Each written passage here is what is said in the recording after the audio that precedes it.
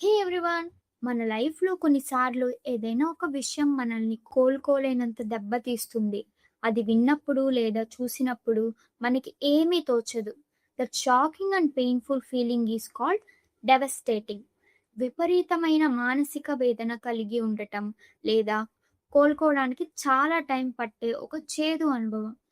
Highly destructive or damaging, causing severe shock.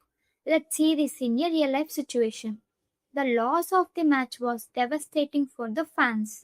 ఒక ఊరిలో తుఫాన్ వచ్చి ఇళ్ళన్నీ పాడైపోతే దాన్ని డెవస్టేటింగ్ న్యూస్ అంటాం.